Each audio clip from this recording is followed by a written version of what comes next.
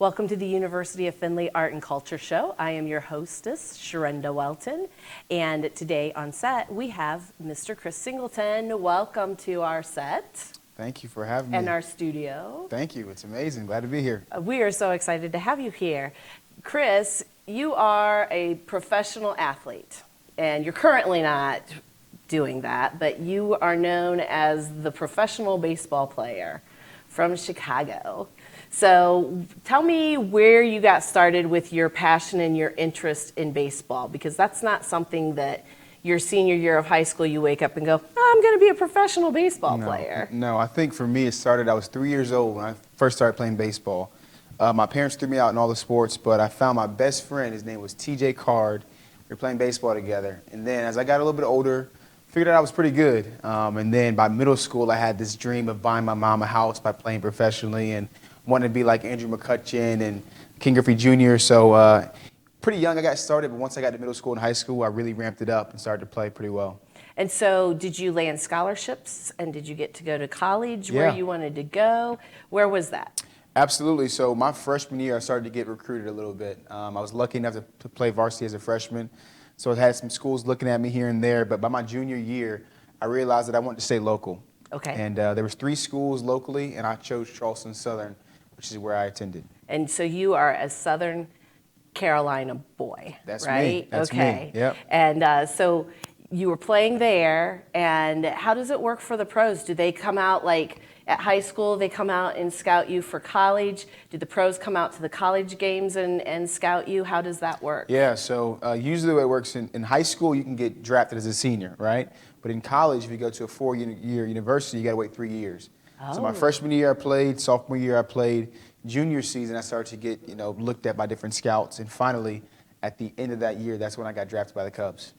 So did you get to finish your college degree then, or did you sign and just move right on to the Cubs? Yeah, the good thing is what the Cubs do is they'll say, hey, if you don't finish your senior year now, we'll pay for it. And so they did that, and my school was actually paid for as well by my university. But you have more leverage and you get more money when you sign if you go as a junior, so that's what I did. Awesome. Yeah.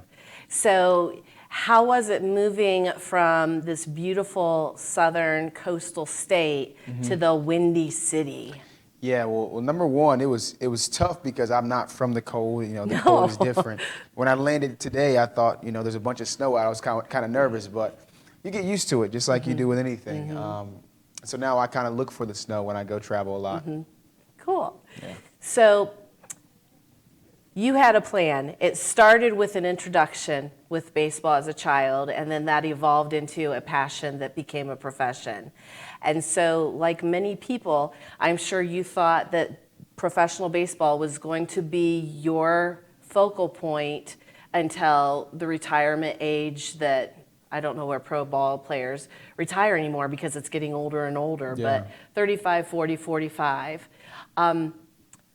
But life has a way of throwing us curveballs. Absolutely. And plans get changed. And that happened with your career, correct? Yeah. So you received a phone call while you were in the league playing ball. And will you tell us a little bit about that call? Because it definitely threw a curveball, not just for you, but for many, many people. Yeah, so I call it the unthinkable, something you never think would happen to you personally. You see it on TV, see it in the newspaper or on social media, but you never think it'll happen to you. And that was the day, June 17th of 2015, when I got a call that my mom had been taken away from me in the worst way possible. There was a mass shooting at my church in Charleston, South Carolina, and not only did we lose my mom, we lost 8 other precious lives in a race-related mass shooting. And so that was my, I guess, thing that changed my trajectory of my life. It was all about baseball, and so that happened. And now I'm on this mission of unity. And so life changed. It hit me pretty hard, but now it gave me a purpose for doing what I do now. Well, and I know that I've done a lot of research before you have arrived on campus. Number one, because your story touched my heart with the choices that you made, because we all still have choices to make when those moments take place. But I remember reading that even the community leaders were concerned that this could escalate and get even worse within your community. And they said it was actually because of the choices you made and how you chose to respond to the situation that kept the community from basically going to war with one another. Yeah. Your mother was an ordained minister. Correct. So people knew her in a position of leadership. And a lot of times, people don't know this, the PK kids, there's a lot of pressure on them also. Absolutely. And so all of a sudden, you're in a new pressure point. And you chose immediately to start with responding in a way of forgiveness, even though you were still processing everything. Yeah. And could you tell us a little bit about that? Because I know that there's others who are watching who have had something very traumatic happen in their life. Yeah. And they hear that, but it's hard to comprehend because of what they're processing and the pain they're feeling. And you felt that pain, you felt that emotion. Definitely. I think initially for me, the initial thought was, how do I get my brother and sister through this, right? Me being the oldest of three, my mom was our breadwinner. She was everybody to us. But there's some times in life you can't describe things in worldly terms, right?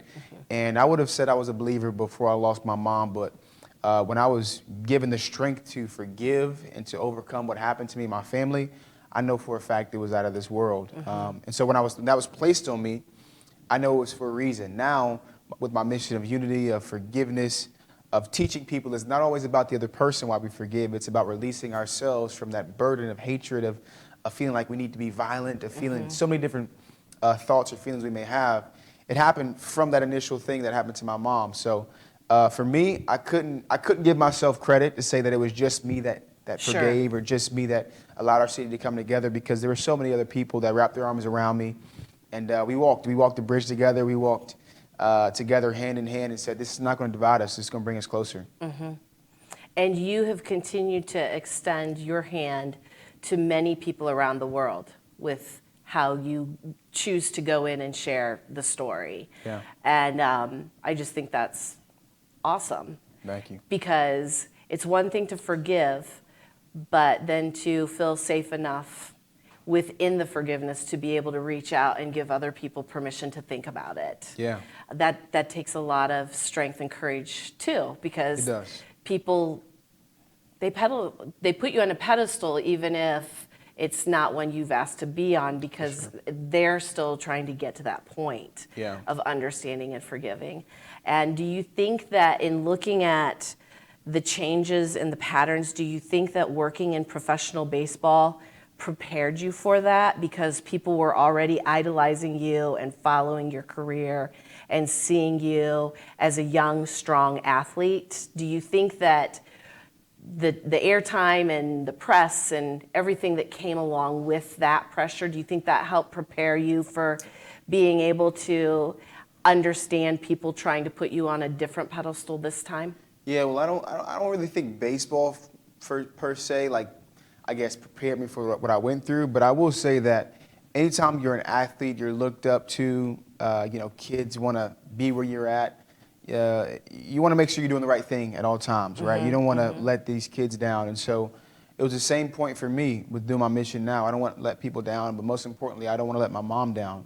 I have this mission because of her. So every day that I have the opportunity to talk about unity, how we can come together and love one another regardless of where we're from or what we look like, I know I've got to hit it out of the park, and that's what I'm trying to do today.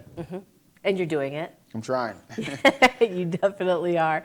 So in addition to speaking to adults and young adults and youth, you have in your journey become also a father and husband first father. Yep. And with that, you started to see life lessons that needed to be discussed with your children in their different ages.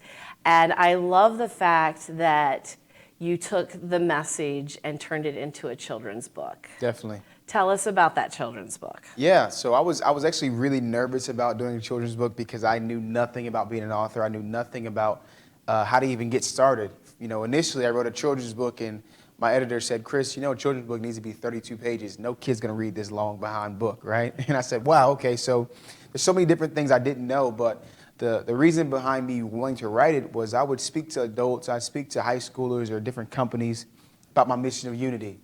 But I never felt safe or even like it was my job to share that with a young person because we had a pretty sad story. I lost my mom in a very sad way.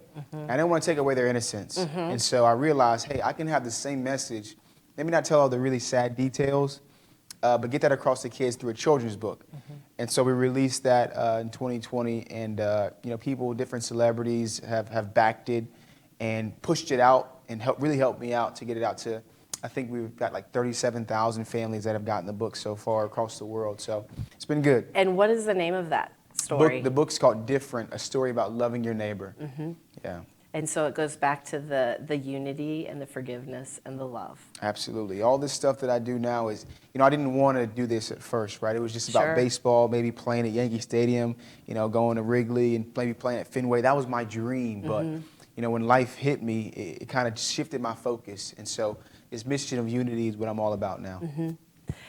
So if someone wants to get in touch with you because what you're sharing is touching them, or they're like, we need to get him to come and speak to our team, where would they go to find your information? Yes, so all of my information is on my website, chrissingleton.com, or most people like to go on social media, and all those are @Singleton_2. So if you look me up there, you'll be able to find me. And it's important that there's a number 2 there. Yeah, number 2. Well, that was my number back in high school, and it was my favorite number. My little brother wanted to be like me, so he snagged number 2. But yeah, @Singleton_2. Well, and there's some other people that have the name Chris Singleton that if you Google, you've got to do the number 2, or you're going to find somebody else and get a little confused. Yeah, you got to make sure you go to chrissingleton.com. That is my personal website, so that's what people should make sure they go to. Wonderful, thank you. Awesome. So if you had an audience here right now of 30,000 people, and you were given 30 seconds to give them a takeaway, what would your takeaway be? Yeah, I'd say my takeaway, or the thing I want everybody to grasp, is that I didn't choose my skin color, right? I didn't choose my first language. I didn't choose where I was born and who I was born to. So I would never hate you for those things, and hopefully you would never hate me for them just as well, because we didn't choose them. And so it all comes down to that for me. There's so many things we simply didn't choose or can't control in this life, but we judge people, we make fun of them, or we write them off based on stuff we didn't choose ourselves. So let's not lead with that. Let's lead with knowing that behind every stance somebody has, even if we don't agree with it, there's a story. So I'm not going to judge you without knowing your story first. Thank you. Of course. Thanks for being here. Thank you. Glad to be here as well. And we thank you for being here today, too. We hope that you will check out Chris's website and maybe his children's book, as well as he's getting ready to do a TED Talk very soon that will be available. Follow Chris. You won't be sorry. Until the next time, be well.